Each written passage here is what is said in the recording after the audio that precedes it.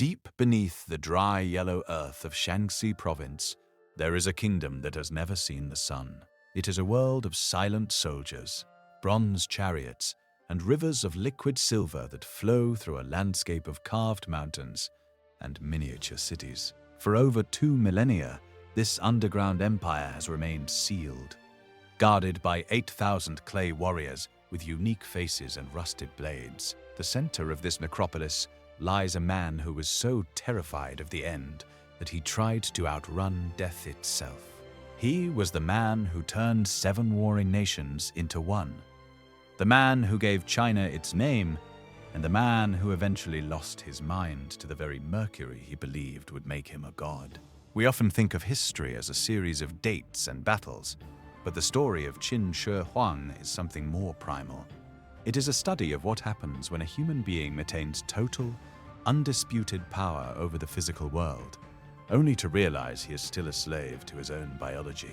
Before he was the first emperor, he was a boy named Ying Zheng, born in 259 BCE into a world that was screaming with violence. This wasn't just a time of war. It was the era of warring states, a 2.5-century-long meat grinder where states rose and fell like waves in a storm. To understand the man he became, you have to understand the environment that forged him. He wasn't born in a palace of peace. He was born in Zhao, a rival kingdom, where his father was being held as a political hostage. Imagine the atmosphere of his early years. Every meal could be poisoned, every servant could be a spy, and his very existence was a bargaining chip in a game of blood. There is a persistent historical rumor, whispered by the historian Sima Qian centuries later, that Zheng wasn't even the king's son, but the biological child of a wealthy merchant named Lu Bue.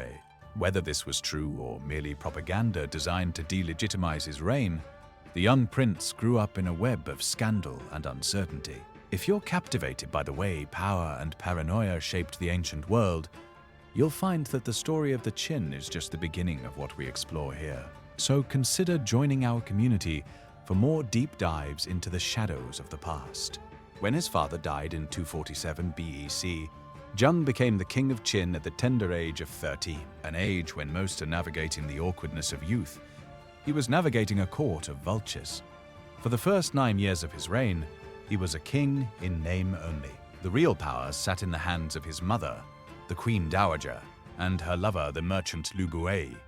But as Zheng approached his 22nd year, the tension reached a breaking point. His mother had secret children with a man named Lao Ai, who attempted a bloody coup in 238 BCE to place his own sons on the throne. Zheng didn't just survive the attempt.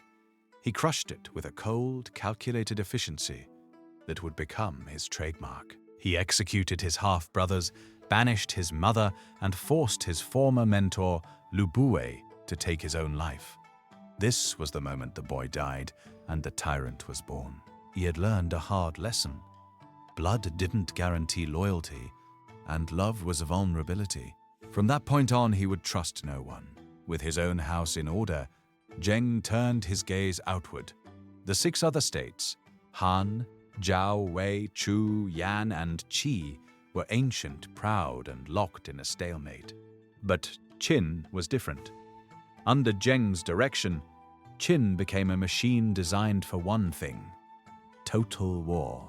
They adopted a philosophy called legalism, which discarded the soft virtues of Confucianism in favor of strict laws, harsh punishments, and rewards based strictly on military merit. In the Qin military, you didn't get promoted because of who your father was.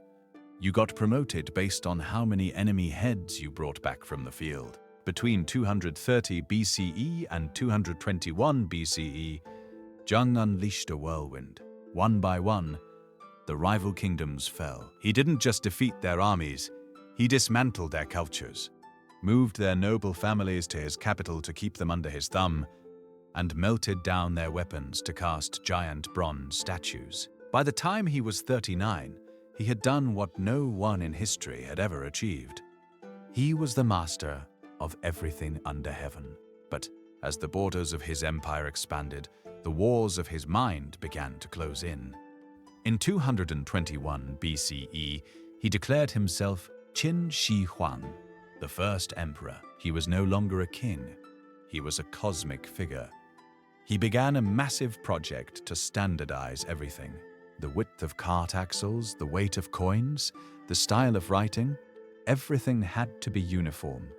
This wasn't just about efficiency, it was about control. If everything was the same, everything was predictable. He began the construction of the Great Wall, not the stone structure we see today, but a massive earthwork barrier built by hundreds of thousands of conscripts, many of whom died and were buried in the foundations. The human cost was irrelevant to him. To the emperor, people were like the clay he would later use for his army, materials to be molded and fired in the kiln of his ambition.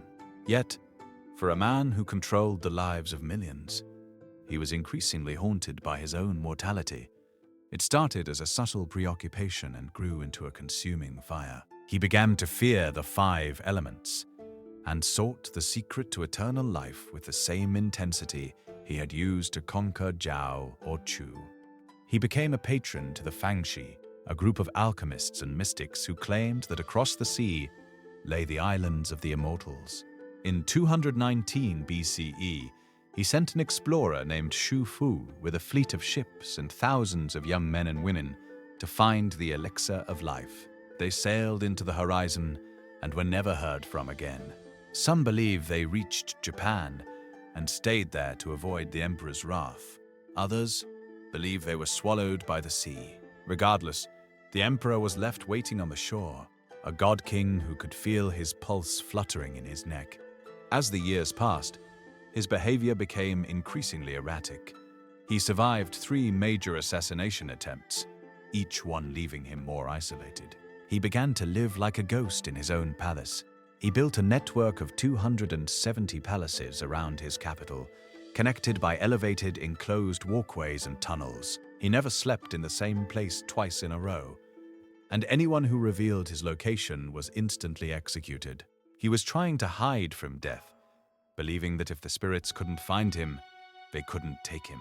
He stopped referring to himself with the standard royal I and used a word that roughly translates to the Holy One. He was drifting away from the world of men and into a realm of pure myth.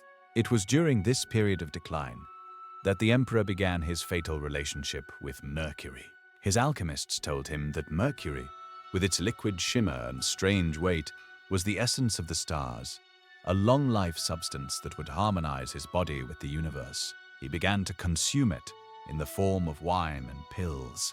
Today, we know that mercury is a devastating neurotoxin. It erodes the mind, causes tremors, fuels paranoia, and eventually triggers organ failure. The very medicine he took to live forever was systematically destroying the brain that had unified a continent. He became prone to fits of inexplicable rage. In 213 BCE, he ordered the burning of all books that didn't deal with agriculture, medicine, or divination, and buried 460 scholars alive. He wanted to kill the past so that he could be the only reality.